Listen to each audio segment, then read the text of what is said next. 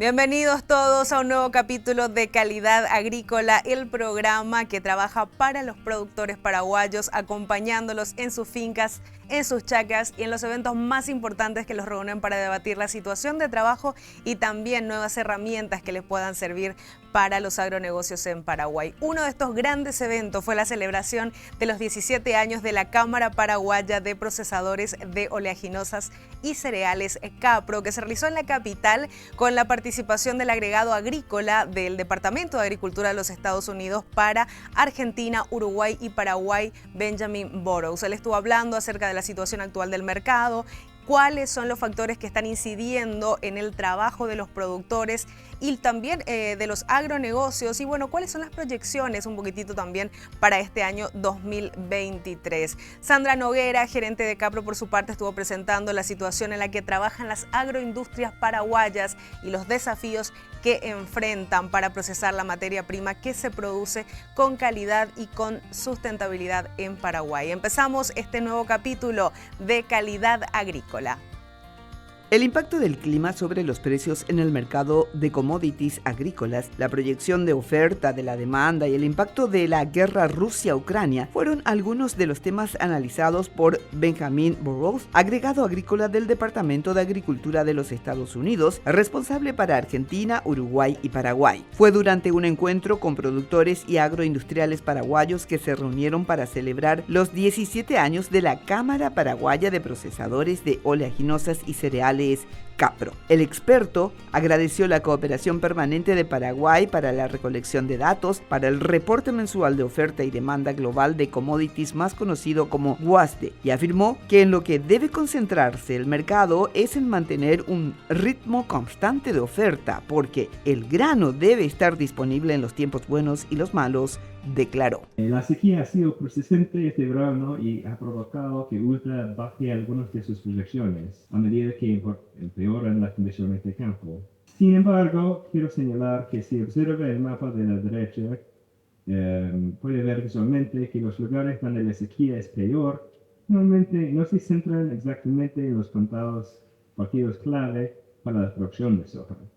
Entonces, si bien puede haber una reducción general de rendimiento debido a que las condiciones son más secas de lo normal, muchas de las áreas clave de producción en el Corn Belt, como Illinois, Iowa y Minnesota, están marcados en amarillo o naranja en lugar de rojo oscuro. Como se ve, la parte peor está en Kansas y Missouri y Nebraska. Y si vemos estos lugares no son tan importantes. Podemos ver algo similar para la producción de maíz, que se ubica en un área similar a la soja. El maíz hay menos producción en las áreas afectadas por la sequía de Missouri y Kansas. En Nebraska, que es muy importante para el maíz, es importante saber que hay mucho riego. Si bien el riego no puede compensar por completo la sequía, significa que hay más resistencia de lo que uno podría imaginar. Si estamos hablando de trigo, hay dos grandes zonas de producción. Uno es en el sur, en los estados de Kansas, Oklahoma, Texas, Colorado. Y otro es en el norte, con los estados que fronterizo con Canadá, como North Dakota, Montana, Idaho y Washington. La primera área de producción en el sur ya se cosechó. Y la segunda zona de producción en el norte tiene efectos de sequía, pero sin embargo todos están comenzando a cosechar, por lo que en realidad el clima seco es útil porque permite que las cosechas se completen más rápidamente. Y voy a hablar un poco más tarde sobre las diferentes clases de trigo, pero principalmente se produce acá el trigo de invierno duro. En el norte se produce el trigo de primavera duro y también el trigo durum para pasta, y un poco acá la producción de trigo de invierno blando y trigo blanco también. Si empezamos con la soja y nuestras estaciones oficiales de USDA para la producción, exportación, crush y existencias finales de los últimos 3 años. Puede ver que a partir de ahora todavía estamos proyectando que la producción se cure el año pasado. pero eso podría cambiar mañana si se reducen las estimaciones de rendimiento. La principal tendencia de los últimos años ha sido un aumento constante de la molienda nacional y una disminución de las exportaciones. Parte de eso tiene que ver con la fuerte demanda de aceite de soja, en parte debido a los nuevos estándares para el diésel renovable. Las existencias finales han sido muy bajas, lo que ha ayudado a mantener los precios más altos. Cuando observamos las exportaciones de Estados Unidos, puede ver que el principal mercado sigue siendo China, con México y la Unión Europea en un restante segundo y tercer lugar. Y Estados Unidos ha estado intentando diversificar sus mercados, especialmente hacia el sudeste asiático. Pero si bien ha habido un crecimiento significativo, más de la mitad de las exportaciones de soja se dirigen a China.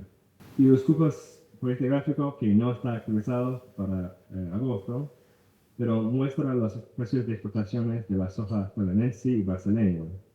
La historia de este año calendario ha sido una divergencia en los precios entre los dos exportadores más grandes del mundo. Brasil tuvo una cosecha gigante de soja este año y eso contraste con la situación de escasez de oferta en Estados Unidos, que ya describí.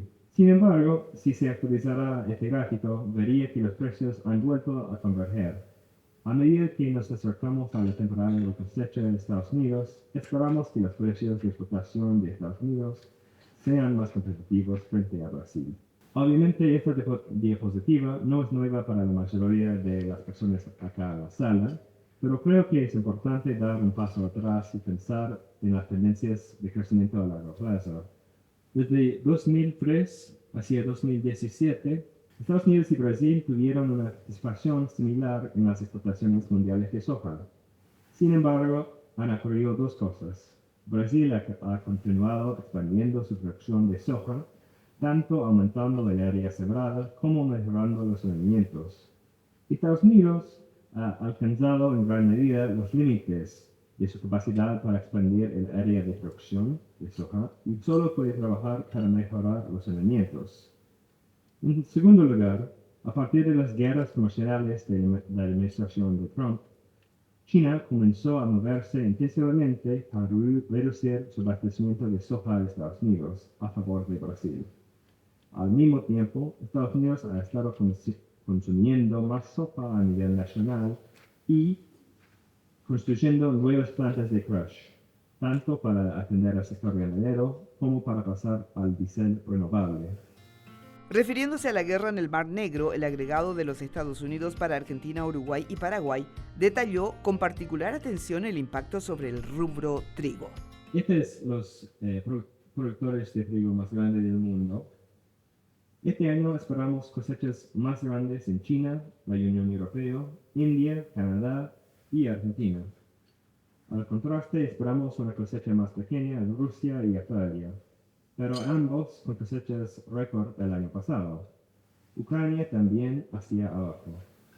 Si cambiamos de producción a exportación, vemos que el mayor productor, China, no es un exportador. Esperemos que Rusia sea el mejor exportador con una cosecha aún grande y algo de las existencias que pueden utilizar. La Unión Europea y Canadá también esperaban exportar más y Argentina se recuperó después de la sequía. Como pensamos del trigo sobre el año pasado, algunos factores son claves. Estamos en el cuarto año de sequía en Estados Unidos, entonces no tenemos precios muy altos y stocks muy bajos. Rusia el año pasado tuvo una producción récord, pero con la situación en el Mar Negro, exportaciones de esta región son reducidas. Y hoy en día no tenemos una extensión del acuerdo de Mar Negro. India está poniendo prohibiciones de exportación. Australia el año pasado tuvo una cosecha récord, pero en declive este año. Y Canadá ha tenido una gran producción. Entonces hemos visto una tendencia abajo en trigo. Un factor importante es la reducción en Ucrania. Podemos ver aquí que USA espera que las exportaciones de trigo de Ucrania continúan cayendo debido a una producción reducida debido al pérdida de territorio durante la invasión y las dificultades de transporte.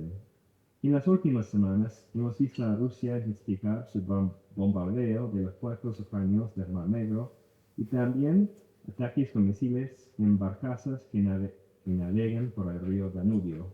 Podemos ver acá que los precios aumentaron rápidamente durante la invasión por esta línea amarilla.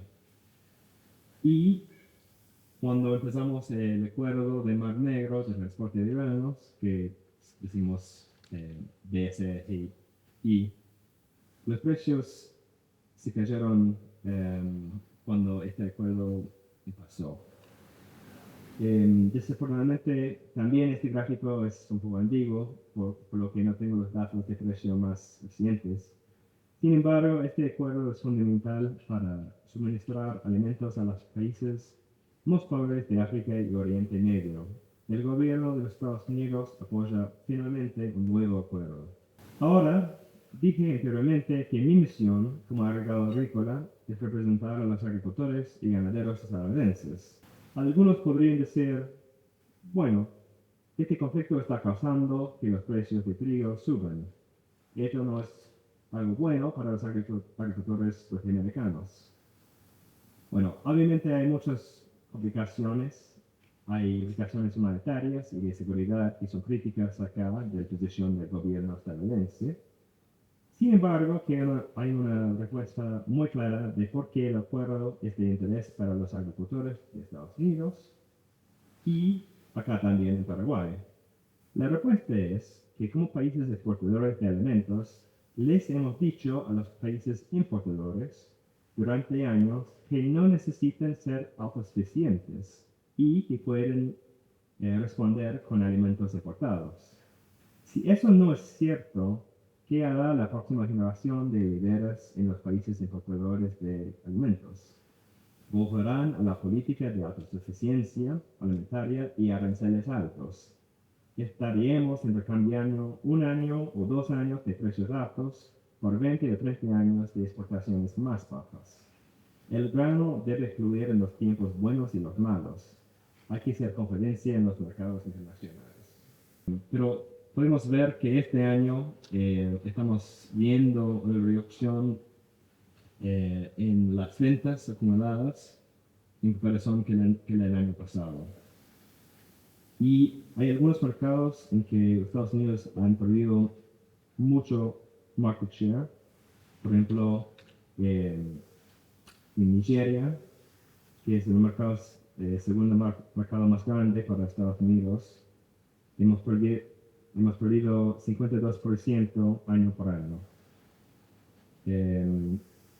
México ha recibido más frío que los años pasados, pero Estados Unidos ha perdido casi 20% de mercado de las Filipinas y 25% en Japón. Para mí lo más importante para entender la situación en trigo y las exportaciones de Estados Unidos ahora, los stocks, las existencias iniciales y producción, las importaciones, son los más bajos desde 1974, principalmente debido a la producción que todavía está muy por debajo del promedio y los stocks iniciales más bajos desde 2007.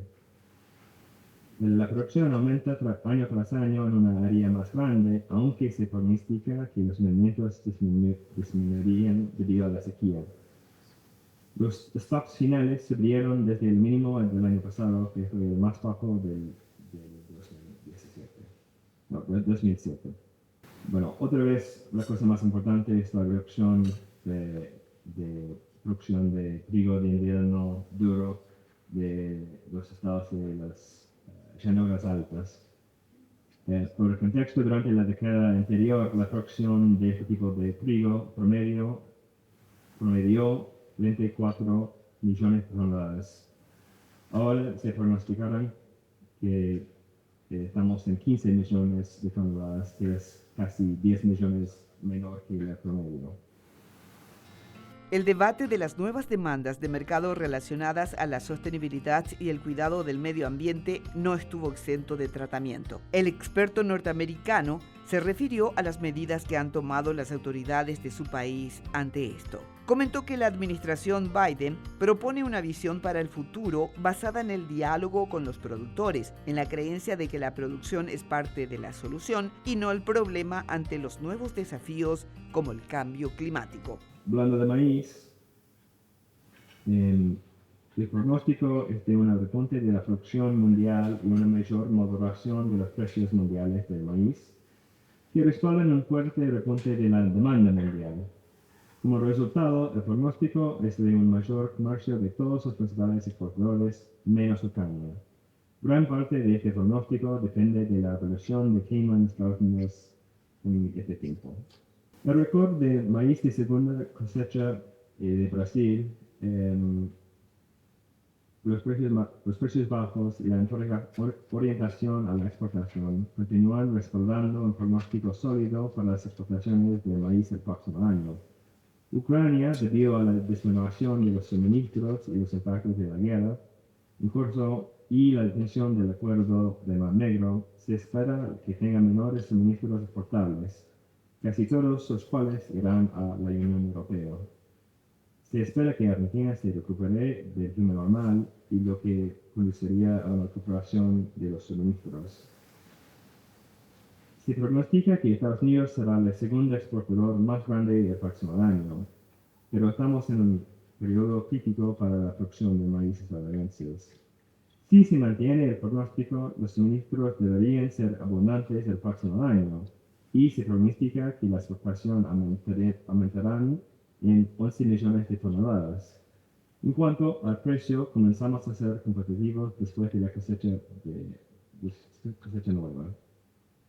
En términos de importadores, el crecimiento del maíz en todos los usos ha aumentado debido a la caída en el precio, pero gran parte del aumento año tras año está relacionado con el aumento anticipado en el maíz para alimentación alemana. Como resultado, los envíos y las ventas combinadas de maíz de Estados Unidos a nuestros 5 principales socios comerciales se redujeron significativamente en comparación con el mismo periodo del año pasado. 4 de los 5, México es la excepción, están significativamente por debajo por la competencia del maíz sudamericano, más significativamente de Brasil. El mayor obstáculo para el maíz de Estados Unidos sigue siendo la débil demanda de China, como lo demuestran las continuas cancelaciones y las débiles ventas pendientes para el año que viene. Estados Unidos se ha concentrado significativamente en las exportaciones a China en los últimos años, 28% del comercio en el año fiscal 2022. Incluso con un fuerte crecimiento en la demanda de alimentación animal, la fuerte competencia en el mercado de exportación significa que es poco probable que la demanda de exportación de Estados Unidos compense el aumento de la oferta, lo que hace las expensión finales crezcan hasta 15%, un nivel de uso más cómodo. Este gráfico indica los volúmenes específicos estimados y previstos para los años 2022-23 y 23-24. Se pronostica que la Unión Europea seguirá siendo el mayor importador del próximo año, como China en el número 2. Hasta la fecha, en 2022-23, la participación del mercado de Estados Unidos en todos los países, excepto México, es menor que el año pasado. No tengo estoy escribiendo, pero finalmente hablamos un poco de sorgo. La producción de sorgo en Estados Unidos en 22-23 se ha desplomado desde el año pasado, más de 6 millones de toneladas. La cifra es la más baja desde 1944. Como resultado de estos stocks disminuidos, se prevé que las exportaciones en Estados Unidos para este año se encuentran en el nivel más bajo desde la guerra comercial con China. Pero en 2023-2024 se espera que la recuperación de los suministros de Estados Unidos promueva el repunte de las exportaciones, ya que China mantiene la demanda de alimentación con sorgo. Bueno, para terminar, tengo dos dispositivos sobre la política cambio climático. Quiero agradecer a Paraguay por sumarse a dos importantes iniciativas relacionadas con el clima. Yo sé que no fue necesariamente una decisión fácil. Ha habido mucho escepticismo en la comunidad agropecuaria sobre cómo abordar el cambio climático. Dado que el cambio climático es un desafío tan importante para nuestra civilización, muchas personas quieren usarlo para promover políticas que de otro modo no se considerarían. Sin embargo, la administración de Biden quiere que la agricultura sea parte de la solución y no parte del problema. Eso ha significado escuchar las preocupaciones de los agricultores y ganaderos y proponer una visión para el futuro. Esa visión es compleja porque el problema es complejo, pero implica encontrar soluciones locales en lugar de imponer reglas globales a todos. Es una visión que dice que debemos ser más proactivos y más eficientes en tierras que pueden soportar la intensificación y también reducir la presión sobre tierras vulnerables. Significa compartir las mejores prácticas en todo el mundo y aumentar considerablemente la inversión en investigación y desarrollo agrícola que ha estado subfinanciada desde la década de los 80. Y podemos ver las cosas, las iniciativas que Paraguay está un miembro. La primera es la iniciativa Aim for Climate, y la idea es invertir más en la investigación y desarrollo agrícola para encontrar nuevas soluciones para adaptar al cambio climático. El otro es esta coalición para el crecimiento sustentable de la productividad para la seguridad alimentaria y la conservación de los recursos. Esta es una agrupación para promover ideas de eficiencia y tecnología. Y es un poco una visión que es al contraste de algunos que tienen la idea que hay que reducir completamente la producción del agro. Esta es una idea que podemos producir más si podemos más eficientemente. Y este es un grupo que está activo en las Naciones Unidas, la FAO y otro foro en que estas discusiones están ocurriendo.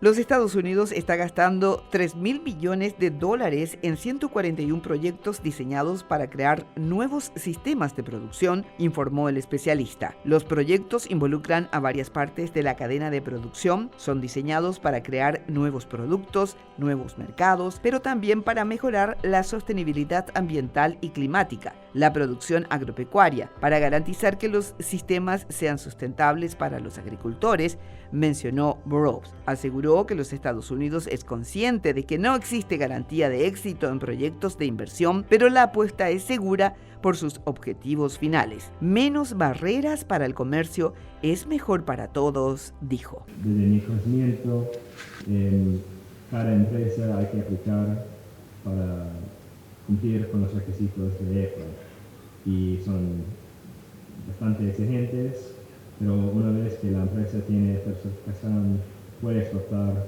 a Estados Unidos, pero hay que mostrar que está cumpliendo con los requisitos. Entonces, yo no creo que un país puede tener una certificación, hay que ser empresa en toda la empresa, pero me parece que sí, Paraguay tiene esta opción y puede ser una buena opción para ellos para tener un valor agregado a la producción.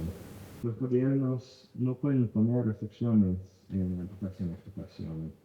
Por ejemplo, India está poniendo prohibiciones en la exportación de trigo para asegurar los stocks locales. En Argentina hemos visto restricciones en la exportación de carne. Durante la pandemia hubo gritos de mucha gente dentro de Estados Unidos a prohibir la exportación de carne a otros países para la seguridad alimentaria.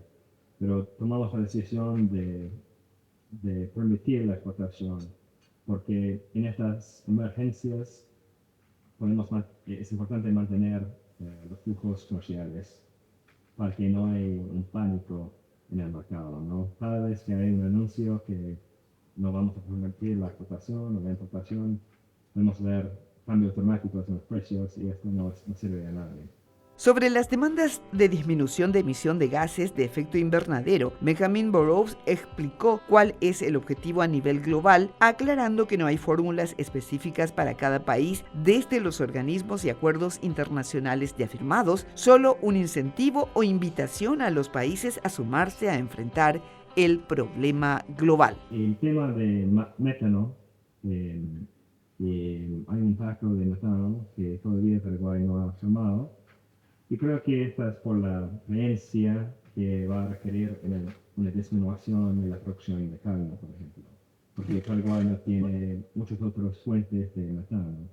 No tiene, por ejemplo, industria petrolera que produce un montón de metano. Entonces, la perspectiva de nosotros no es que Paraguay hay que reducir, por ejemplo, la cantidad de ganado en el país para cumplir con este acuerdo. Es que Paraguay hay que tomar etapas o decisiones para reducir el impacto climático de la producción que existe, ¿no? Un ejemplo podría ser un digestor de metano que podría poner en un invernadero o un tambo grande para sacar los excrementes de este excremento del ganado, procesarlo y producir un gas natural, por ejemplo. ¿Cómo podría aplicar algunos aditivos a la alimentación para reducir la cantidad de metano que se produce del ganado? No hay, bueno, soluciones, lo que he dicho, no hay soluciones globales que podemos poner, pero hay que hacer esta cosa. Pero hay que ver todas las acciones que existen y empezar a decir, bueno, este podría funcionar en nuestro sistema de producción, esta cosa no, y empezamos a adaptarse a esta nueva realidad. Pero no estamos diciendo hay una solución en particular que hay que adaptar. Es una cosa, pero todos tenemos una responsabilidad de enfrentar este problema global y bueno, si hay una manera de hacerlo bien acá, tenemos que compartir las buenas prácticas que existen. El gobierno no debe poner un cupo de exportación, dijo el agregado agrícola al responder a la consulta sobre qué estrategias se puede tomar para enfrentar el impacto de factores ambientales sobre el precio. Generalmente dentro del mercado, los actores locales tienen más información. Entonces, si hay una sequía, por ejemplo, en Paraguay como fue el año pasado, los actores locales pueden comprar, tiene más incentivo a comprar en un precio más alto. Obviamente tiene un efecto en el mercado interno del país, normalmente exportador, pero siempre pueden comprar lo suficiente para abastecer el mercado interno. Entonces, la idea es que el mercado puede dar esta señal al mundo que, bueno, no es un buen tiempo para exportar, pero el gobierno no debe poner un cupo de exportación, por ejemplo. Esta es la diferencia. Por ejemplo, en Estados Unidos, con el trigo ahora, hemos tenido 4 años de sequía. La situación es, el precio de trigo estadounidense es muy alto y no somos competitivos en muchos mercados. Hemos perdido, como les dijo, 25% del mercado en las Filipinas y en Japón y 50% del mercado en Nigeria. Pero nunca ponemos un cupo de exportación. Pero otros países de vez en cuando hacen eso y esto da mucho incertidumbre en los mercados internacionales. Sudamérica es un bloque productor de materias primas, pero el Departamento de Agricultura de los Estados Unidos observa a cada país de forma independiente, además de mirar la región, explicó. Tiene mucho en el país, ¿no? Porque la producción es muy distinta entre Paraguay, Brasil, Argentina y Uruguay. Para nuestros productores, el enfoque es que realmente los productores en Sudamérica tienen precios de producción más bajos que tenemos en Estados Unidos. De una manera, la producción acá es realmente más eficiente, pero un poco menos inversión de capital y insumos. Entonces, pero es distinto en cada país, ¿no? Paraguay, por ejemplo, se usa bien la tecnología, los fertilizantes, tiene acceso a muchos marcas genéricos de aplicación de fitosanitarios y por eso tiene precios un poco más bajos que tenemos en Estados Unidos. También el precio de tierra es más bajo. Pero en Estados Unidos tenemos más sistemas, más apoyo gubernamental a los productores, hay oportunidades de tener algunos préstamos a los productores a pasos favorables que no tiene un productor en Paraguay, por ejemplo. Obviamente en Argentina, con las retenciones que tiene, los puestos de exportación reciben mucho menos plata para tonelada que se vende, ¿no? Y en Brasil tiene la opción de expandir más las fronteras de producción. Paraguay tiene algunas tierras que pueden ser convertidos, pero hay mucho tierra más marginal, en que hay más riesgo de desmontar algunos lugares, quizás es rentable, quizás no, con la cantidad de lluvia. Entonces, cada país tiene sus propias cosas, pero generalmente una costa de producción menos y un costo laboral menos que tenemos en Estados Unidos.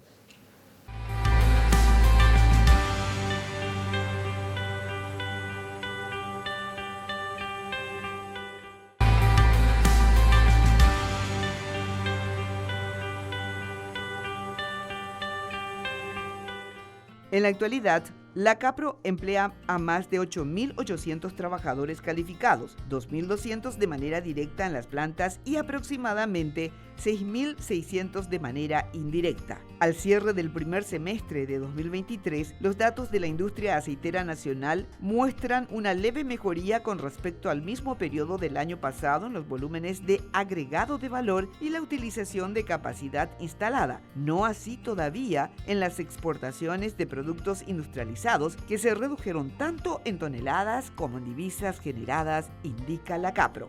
Podemos mencionar que en el año 2013 se dieron las inversiones más importantes en términos de inversión extranjera directa y se hicieron inversiones ¿para qué? Para la construcción de nuevas fábricas y para la ampliación de la capacidad instalada de algunas otras que ya estaban en el país. ¿Qué posibilitó esa inversión? Que haya un aumento en la capacidad de procesamiento, con lo cual también se tradujo en un aumento en el volumen procesado anualmente. Ustedes pueden ver en el gráfico que antes del 2013 se procesaba entre el 22 y el 18% de la producción. Ya vemos cómo a partir del 2013 crece el porcentaje de procesamiento al 34%, alcanzando su pico del 44% en el año 2015. Luego de eso, vemos cómo tiene una tendencia de caída en la producción. ¿Por qué? Porque hubo un cambio en las reglas impositivas que no favoreció a la consolidación del sector y frenó nuevas inversiones. Bueno, como dije, dejando de lado el registro del 2022, se ve una clara tendencia negativa de la molienda en el país, que es una pena porque lastimosamente crece la producción, pero no acompaña el crecimiento del procesamiento. Podemos notar también el mapa de la región oriental, donde están localizadas las industrias de Capro. Están Cayasa y ADM están en Villeta, RATS está en Itapúa, Cargill está en Minaguazú y Mercantil Comercial está en Caguazú. Todas estas industrias tienen una capacidad de molienda diaria de 12.830 toneladas. Si comparamos que con una sola industria argentina, tiene la capacidad de procesar 30.000 toneladas diarias. O sea, la escala es totalmente diferente si comparamos con Argentina. Somos conscientes de que existen varios desafíos por superar, por eso es que tenemos que trabajar con el sector público para poder generar esas políticas públicas que aumenten o favorezcan a la mayor industrialización dentro de nuestras fronteras. Bueno, ¿por qué las industrias de Capro tienen gran relevancia? Porque estas industrias son las que canalizan el 60% de la soja cosechada en el país. No estamos hablando de un número menor, es el 60% de la producción de soja del país. También representan el 58% de las exportaciones totales del complejo soja en términos de volumen, y el complejo soja representa más de la tercera parte de todos los ingresos de divisas que se generan en el país. Estas industrias hicieron las inversiones, como ya dije, más importantes en los últimos 10 años para la instalación de las fábricas y el aumento de la capacidad instalada.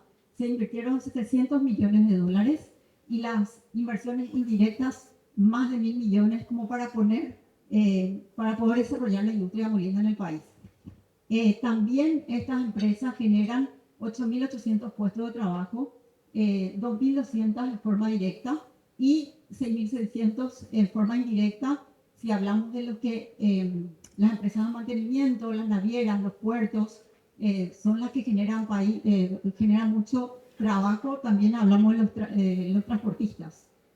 Y al IPS estamos aportando 3.500.000 dólares anuales. El impacto económico, uno de los beneficios, hay varios beneficios de que en el país se procese la mayor cantidad de materia prima agrícola que se produce. Uno de ellos es el flujo constante de ingresos de divisa en el país. Ustedes pueden ver en este gráfico, que si hablamos de soja en estado natural, los ingresos de divisa se concentran en los primeros meses del año, donde cerca de la cosecha. Posteriormente vemos una caída en los ingresos de divisa. Si vamos al otro gráfico, vemos cómo es constante el ingreso de divisa cuando se trata de la exportación de productos industrializados a partir de la soja.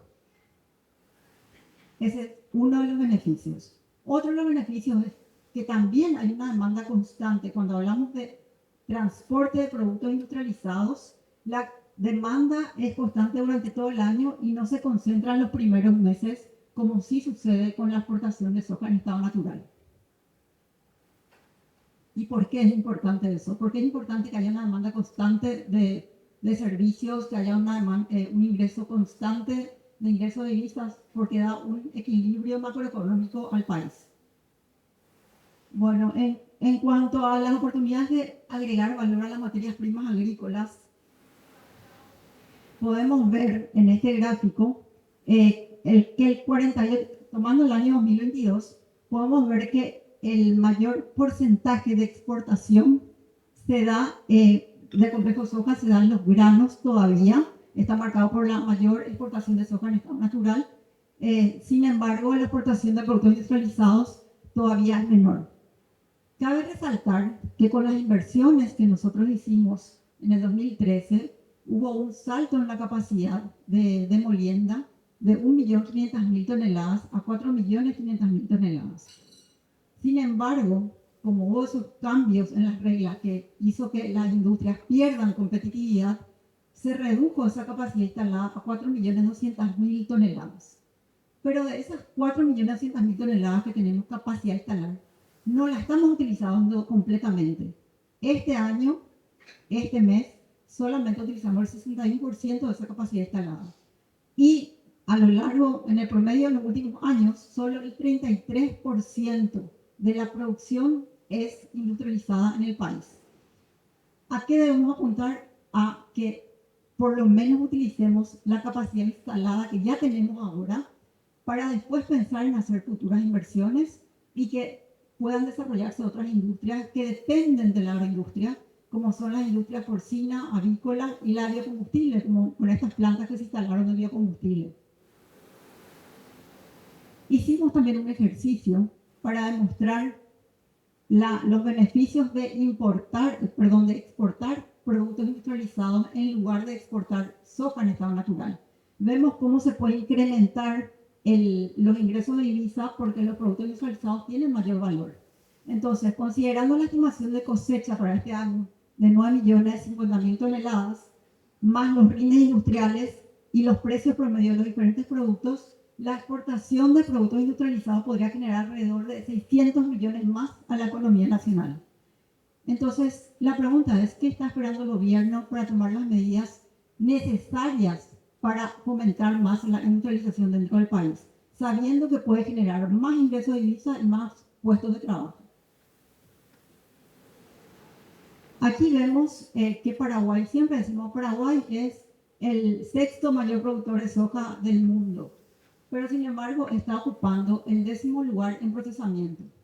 Podemos ver que los grandes jugadores, Estados Unidos, tiene una producción de 120 millones de toneladas al año, Brasil 118 millones, Argentina 50, China 15, Paraguay 9,7 millones. Pero, ¿qué podemos ver en esa gráfica también? Que Estados Unidos procesa el 68% de su producción, Brasil el 50% de su producción, y Argentina procesa más de lo que produce.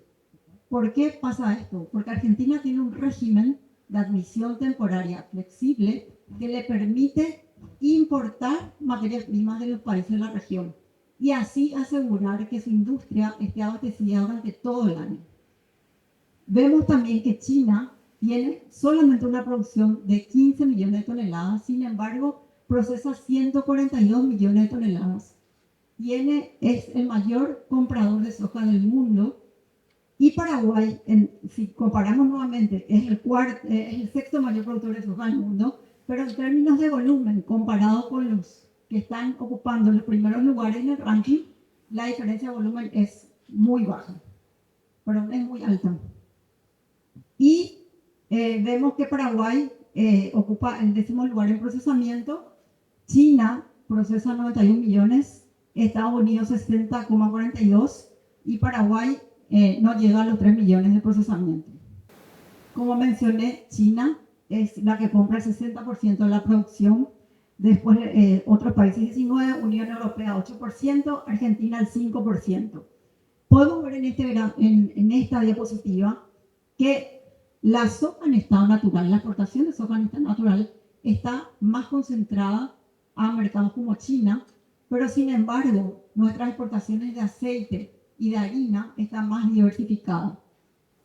Nuestro aceite de soja va a la India principalmente, a Bangladesh, a Pakistán, y la harina de soja, más o menos el 30% de nuestra exportación de harina de soja va a la Unión Europea.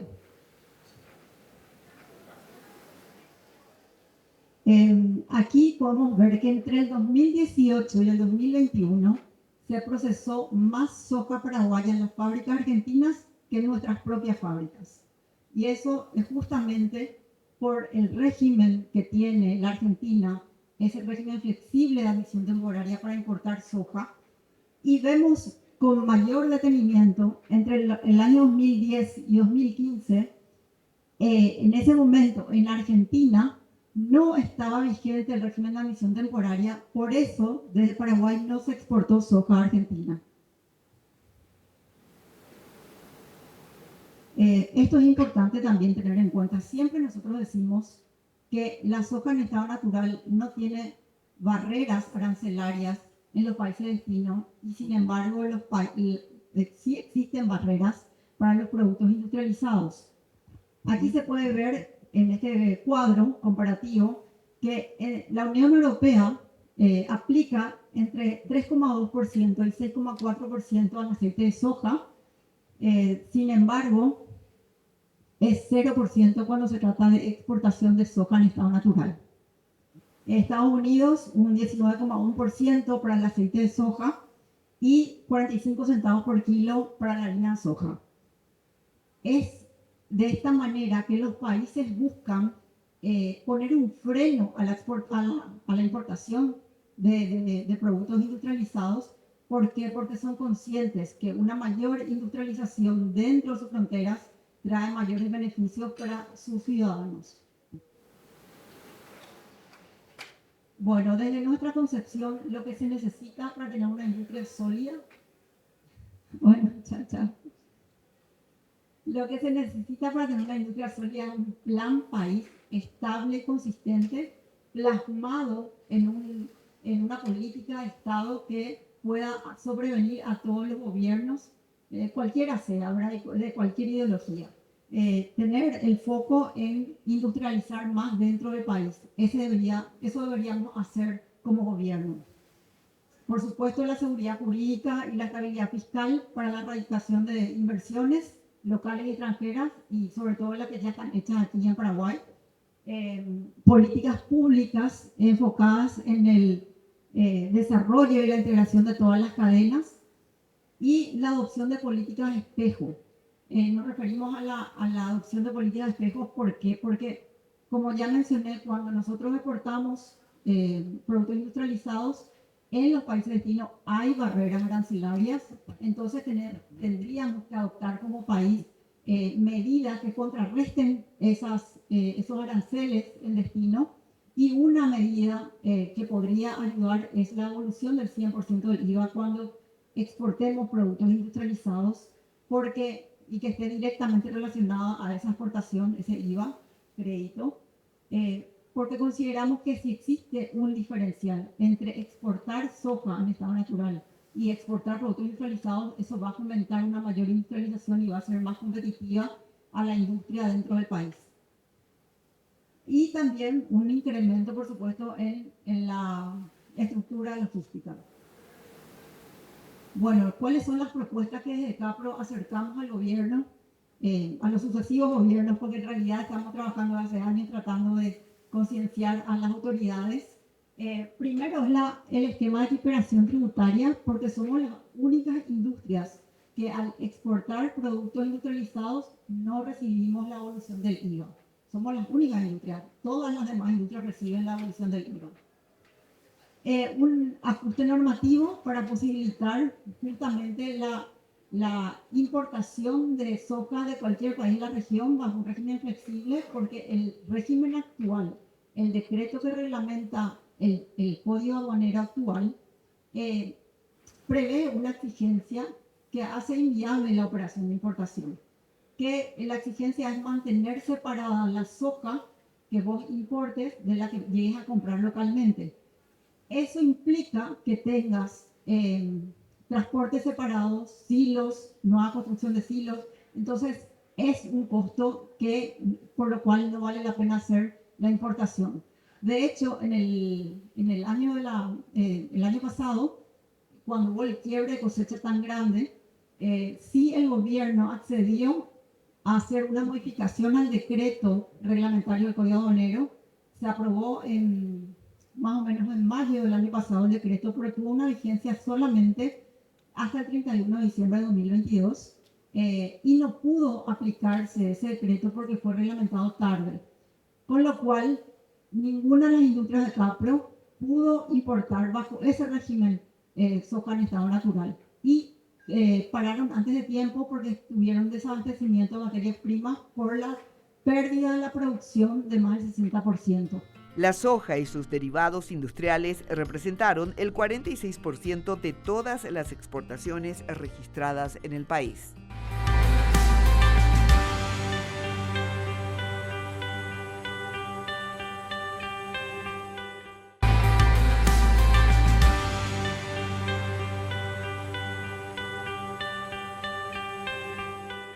Este año, la CAPRO reportó una mayor participación de la Cámara en la exportación de soja en estado natural, lo cual debe generar preocupación al país, expresó Sandra Noguera, debido a que las condiciones para agregar valor a nuestras materias primas agrícolas en el país no son propicias ni siquiera para quienes ya realizaron grandes inversiones al instalar sus industrias. Seguir trabajando por asegurar una producción sustentable, que el país tome el compromiso, el gobierno tome el compromiso de ayudar a los productores a demostrar que ya están haciendo una producción sustentable. Bueno, cuando me refería al esquema de equiparación tributaria, ya hablé sobre la necesidad de que nos consideren una industria más y por lo tanto nos devuelvan el 100% del IVA al exportar productos industrializados, que no hagan esa diferencia, porque realmente esta industria hace un aporte importante para la economía del país y eso le va a dar mayor competitividad para poder competir con respecto a los que exportan soja en estado natural. Con respecto a la importación de materias primas, también mencioné que va a facilitar que vos tengas un régimen de admisión temporaria para importar soja, que tu industria tenga asegurada la provisión de materias primas durante todo el año. El año pasado, que hubo el quiebre cosecha de más del 60%, si teníamos este régimen vigente, las industrias no iban a estar obligadas a parar anticipadamente porque iban a tener la posibilidad de importar esa soja que necesitaban para hacer funcionar las fábricas. Entonces creemos que se puede modificar el decreto que reglamenta el código aduanero, pero lo ideal en todo caso sería una ley, que este régimen de admisión temporaria sea aprobado por una ley que modifique el código aduanero.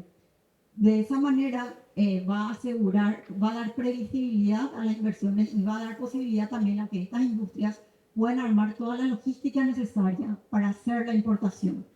Porque lo normal es exportar, pero importar no. Entonces tenemos que estar preparados, preparar los puertos y todo lo necesario como para hacer la operación, hacer los contactos con los potenciales mercados de suministro de esta soja. Bueno, estaba hablando de la lucha contra el contrabando. Nosotros hicimos un análisis de cuál es la demanda, cuál es el consumo mensual de aceites y grasas vegetales, y es de 7.700 toneladas mensuales. Y vimos, al analizar los registros de aduana y los datos de venta de nuestras industrias, que solamente el 43% de este total corresponde a ventas formales y el 57% de ese consumo mensual es de origen dudoso. Cuando hablo de origen dudoso me refiero a mercaderías que entraron en forma ilegal a nuestro territorio y también a mercaderías que fueron robadas de nuestra barcaza, el aceite que estaba ya colocado en barcazas para exportación y que fue sacado de ahí y sometido a un proceso, digamos, entre comillas, de refinamiento que obviamente no asegura la inocuidad del producto ni da garantía al consumidor. Es más, cualquier producto que se venda en la calle, uno tiene certeza que realmente cumplió con todos con todos los requerimientos que aseguren que es apto para el consumo humano. ¿Qué implica esto de que ingresen estas mercaderías o que se vendan estos productos? Esto genera un perjuicio al fisco de 15 millones de dólares de IVA por año y también genera 168 millones de dólares aproximadamente genera este negocio informal. Por supuesto, ¿qué otro daño genera? Pone en riesgo los puestos de trabajo y que las empresas formales sigan trabajando, ¿verdad? Cuando hablamos de producción sustentable, decimos que la CAPRO y todas sus industrias están sumamente comprometidas en trabajar de la mano con el productor, ya sea para ayudar para que consigan certificaciones o para ayudar en el conocimiento de lo que es las buenas prácticas agrícolas. Y también trabajamos de la mano con el gobierno para dar información certera que sirva al gobierno para posicionar al país como un país que realmente tiene una producción sustentable. O sea, no basta con solamente tener una producción sustentable, sino comunicarla, hacer que otros gobiernos de países vecinos puedan saber que Paraguay está comprometido con eso. Por supuesto, creemos y estamos convencidos de que la manera de trabajar es de la mano todos los actores de la cadena. Todos tenemos que trabajar comunicando y ayudando en mejorar lo que se pueda respecto a la producción sustentable. ¿Y por qué es importante? Porque tenemos que asegurar que se mantengan abiertos los mercados, porque esto, quiero dejar en claro, no es una exigencia de las empresas que compran aquí en Paraguay, es una exigencia de los países de destino. Si los países de destino te dicen que quieren un vestido rojo, vos no le podés mandar un vestido verde. Entonces, tenemos que ser conscientes de que la manera de trabajar es de la mano, juntos, y el sector privado con el sector público. Porque toda política que se tome se tiene que hacer de la mano del gobierno. Con políticas públicas adecuadas se podría consolidar no solo a la industria aceitera, sino dar un aliento importante a otros sectores industriales que dependen de esto para seguir creciendo, como los biocombustibles, la producción avícola, porcina, piscicultura, lácteos, convirtiendo proteína animal en vegetal. A esto se suman otras industrias alimenticias o químicas, remarcan los agroindustriales. Un impulso de este tipo, aseguran, generará más fuentes de trabajo para todos los paraguayos y contribuirá decididamente al desarrollo sustentable. Expresan confianza en que el nuevo gobierno tenga esta visión. Y de esta manera se reunieron actores de toda la cadena de producción agrícola en nuestro país. Allí estaban productores acompañando a los industriales, también celebrando los 17 años de la Cámara Paraguaya de Procesadores de Oleaginosas y Cereales en Paraguay, con esta participación especial del agregado agrícola del USDA para nuestra región, para Argentina, Uruguay y Paraguay. Muchísimas gracias a todo el equipo de la CAPRO que nos dejó acompañarlos. Allí también estuvieron miembros de la APS, la Asociación de Productores de Soja de nuestro país, y autoridades del sector público. Y gracias también, por supuesto, a todos ustedes que nos acompañan cada semana a través de la señal del canal de la producción. Estamos cerrando nuestro trabajo de la fecha, invitándolos a que sigan aquí en la señal de Canal Pro de la mega cadena de comunicación. Hasta la próxima.